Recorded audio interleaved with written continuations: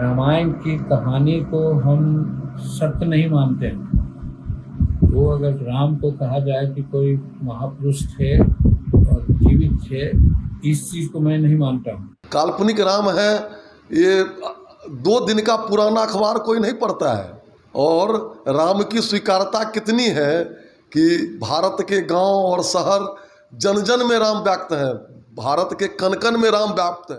बिहार में राम और रामायण के नाम पर सियासत गर्म हो गई है। स्कूल के पाठ्यक्रम सिलेबस में रामायण को शामिल करने के सवाल पर पूर्व मुख्यमंत्री एवं हिंदुस्तानी अवाम मोर्चा और हम पार्टी के राष्ट्रीय अध्यक्ष जीतन राम मांझी ने मंगलवार को विवादित बयान देते हुए राम को काल्पनिक चरित्र बताया। उन्होंने कहा कि रामायण की कहानी को हम सत्य नहीं मानते और राम को कहा जाए कि कोई महापुरुष थे और जीवित थे तो इस बात को मैं नहीं मानता। मांझी ने कहा कि रामायण में जो बातें बताई गई वह सीख देने वाली हैं। रामायण कथा में कई श्लोक और संदेश ऐसे हैं जो बेहतर व्यक्ति बनाने में सहायता, महिलाओं के सम्मान की बात हो या फिर बड़े बुजुर्ग के लिए आदर की बात, रामायण शिक्षा देती है। रामायण में शामिल बातों को पाठ्यक्रम में शामिल करना चाहिए। वही इस बात के समर्थन करते हुए राजद के कद्दावर नेता और पूर्व विधानसभा अध्यक्ष उदय नारायण चौधरी ने जीतन राम मांझी की बातों को लेकर उन्होंने समर्थन जताया। उन्होंने कहा कुछ बातों को लेकर समर्थन जताए, लेकिन वही उन्होंने केंद्र सरकार को लेकर इन बातों को लेकर घेरते हुए नजर आए। उन्होंने कहा कि इन सरकारों के पास, चाहे वह राज्य सरकार हो या केंद्र सरकार, इन लोगों के पास ना तो रोजी रोटी के लिए कोई बात है, वह इस तरह की बात करते हैं। वही उन्होंने यह भी कहा कि बेरोजगारी, चिकित्सा दूर करने की बात नहीं,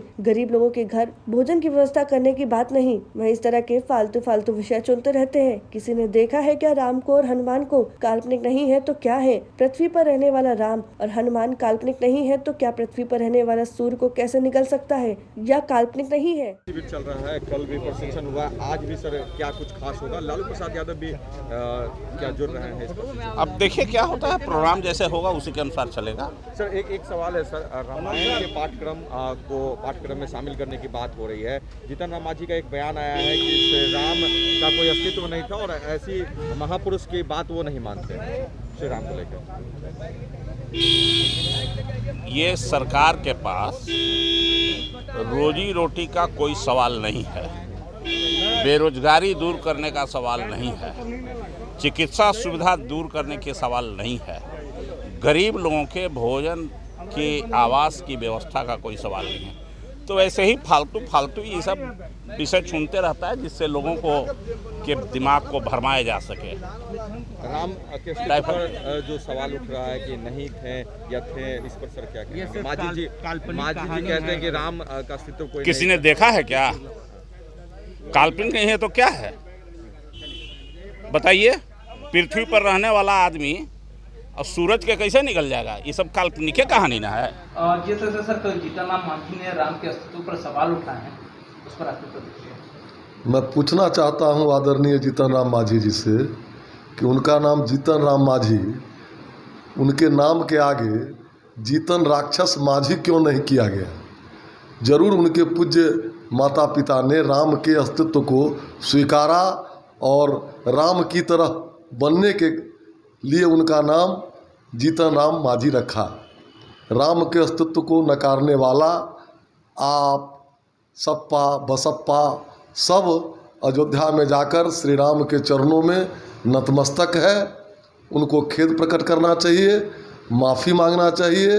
राम इस देश के जन जन और कन कन में व्याप्त हैं। राम इस देश के निर्माता पुरुष हैं, पहले व्यक्ति हैं जो उत्तर से दक्षिण तक पैदल चलकर संघर्ष कर राष्ट्र का निर्माण किए।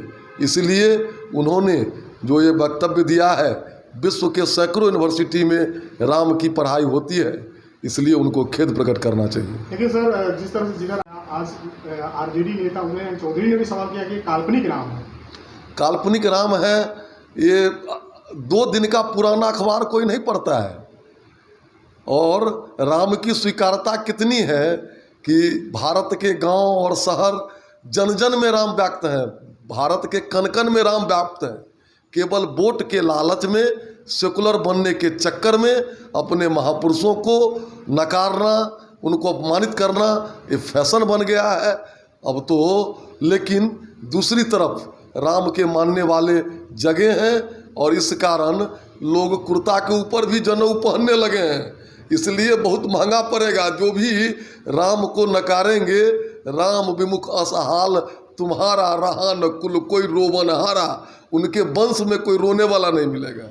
देखिए, किसी भी राजनीतिक व्यक्ति को कोई भी ऐसी बातें नहीं कहनी चाहिए जो किसी की भावना को आहत करता हो, या फिर धर्मांधता में या धार्मिक तुष्टीकरण के लिए कोई ऐसी बात नहीं करनी चाहिए जो सिर्फ सतही राजनीति को तूल देता हो। जीतन राम मांझी जी वरिष्ठ नेता है, लेकिन उन्हें कोई ऐसी बात नहीं करनी चाहिए जिससे किसी की भावना को ठेस पहुंचे।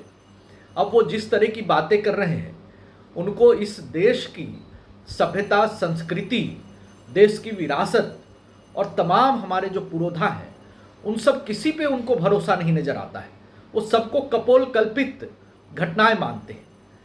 तो ऐसी बातें हम न कहें कि राजनीति में जिससे सुर्खियां बटोरी जाए और नाहक ही किसी विवाद को तूल दिया जाए। योगी बचौल कह रहे हैं कि जीताराम मांझी नहीं जीता, राक्षस मांझी रख देना चाहिए था उनके माता पिता का नाम, कैसे देखते हैं?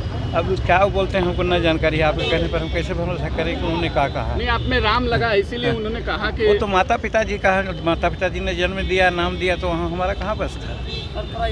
आपका कोई बस था? पिताजी जो जन्म दिए या माँ जी, तो क्या नाम रखे? तो कहाँ किस तरीके से देखने का अपना अपना नजरिया है, लोग देखें, उसमें हमारा कुछ नहीं कहना है। अपने बयान पे कायम है? एकदम कायम है, 100 नहीं 200% रामायण को शिक्षा, ठीक है सर। रामायण महाकाव्य है, उसमें बहुत सुक्तियाँ हैं कही गई है। जैसे हितोपदेश में मूर्ख राजा के बेटा को कहानी और ये सब कह करके एक नीति निरूपित किया गया, उनको प्रकांड विद्वान बनाया गया, उसी हिस्से में रामायण है। रामायण में बहुत अच्छी बात है, उस चीज़ को मानना चाहिए। वो किसी को नायक और नायिका बना करके बात कही गई। ठीक है। अगर आपको हमारा वीडियो पसंद आया हो तो इसे लाइक करें, सब्सक्राइब करें और साथ ही बेल आइकन दबाना ना भूलें।